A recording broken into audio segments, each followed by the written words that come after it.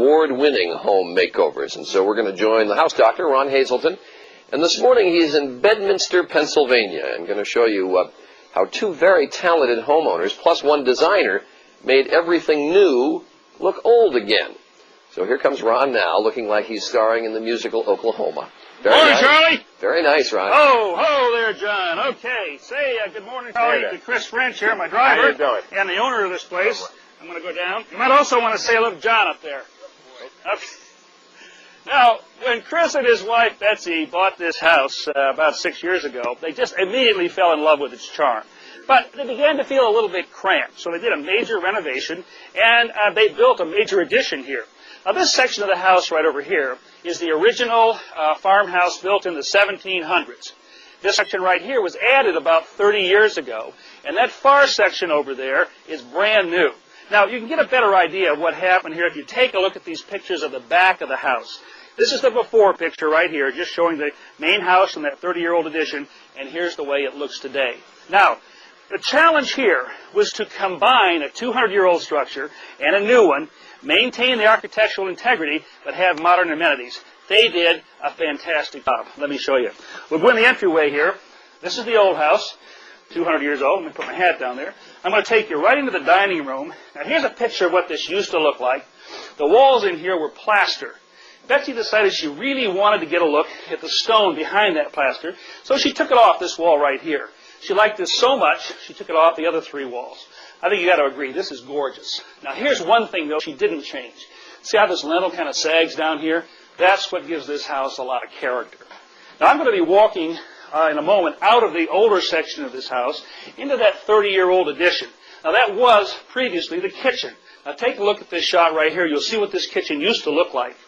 And then the renovation was done with the same 30-year-old section. This is what it looks like right now. Now, one of the tricks here is to take a state-of-the-art kitchen and make it look like it's 200 years old. They didn't do that exactly. They did some very nice things here. These are very simple shaker-style cabinets, but inside these cabinets are conveniences like this. A drawer that turns into, here, yep. Oh, well, it turns into a carving board. Actually, if I can get this to work here, there we go. And down here, we've got a drawer, a silver holder here, also inside this very simple cabinetry. Here, plenty of storage for garbage, in this case, dog food. Now, there used to be a gigantic fireplace over here. It protruded too far into the room. It was taken down and replaced with this one, which was made from stones that were taken from fence rows about 3 miles from here. That's why it looks so much like the original. I'm at the end of that, right at the edge now of that 30-year-old structure, about to pass into this brand new section. Take a look at this fireplace over here. Beautifully designed, looks like the period made that same old stone.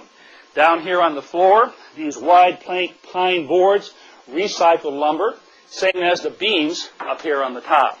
Now, both Chris and Betsy are horse lovers. They've got 4 of them here on the property. You met John. So they incorporated this tack room into the house. And I'm telling you, I wish television had smell, because the aroma of the leather in here is absolutely fantastic. Now, I'm going to take you upstairs. Come on back in the hallway right here.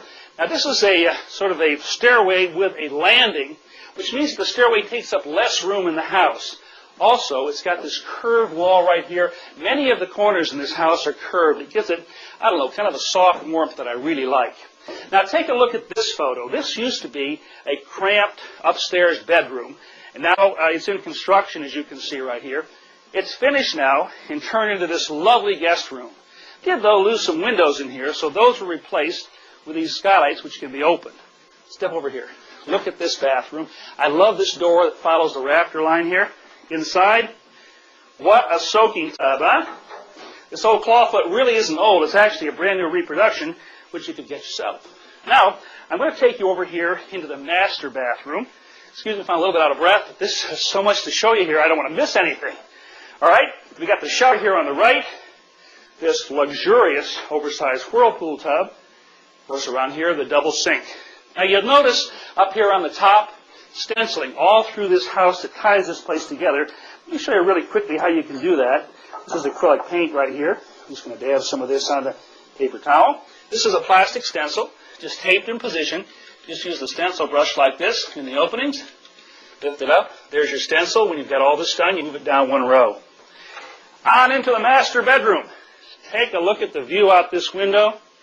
This gorgeous fireplace here, designed as a period fireplace, but they added this curved hearth down here, which is gorgeous. And talk about views. Come here, look at this. Double French doors that open out onto this wonderful balcony.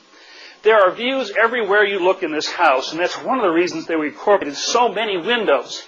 But even though there are a lot of windows here, they're still all period looking. They've got the divided lights, and they look like they just simply belong here. But probably the best opportunity to view what's around this house right here is from this terrace right here. Hey guys, how are you? How you doing? Hey. Thanks for the ride, Chris. You're welcome. Okay. You're welcome. And this is Brett King. Brett is the designer-builder for this project. Brett, excuse me for catching my breath here, but you had so much I didn't want to miss a thing. What was the biggest challenge in doing this? Well, there's many challenges on this project, and I enjoyed each one. But from simulating the old wood into the new was a great challenge, and finding the beams and the stonework, just to be sure everything complemented the old, was a great challenge. But we enjoyed it greatly. Great. And you must be really pleased with this. I really am. I love it here. It's great. Charlie? Ron, just all week long as I've watched these, I have one quick question. Sure. When do you work simply with a builder, and when do you need an architect for a remodeling project? I think on many of these projects there was an architect. It seems to me, and correct me if I'm wrong here, there always seems to be an overlap. The architect often comes up with the initial design, but often that gets modified quite a bit as the building process goes through. So I think you probably contributed on the design level too. Exactly right. As the architect came up with the design, we tweaked it a little bit to the owner's desires, so it was a great working relationship, great team. Okay, Charlie. All right, thanks very much, Ron Hazelton. One more makeover to go on Monday. How you can fit more fun into your home. We come back with Matthew Broderick in just a moment.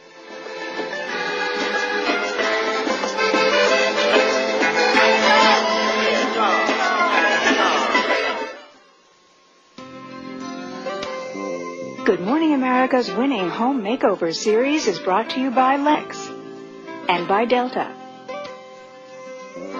So this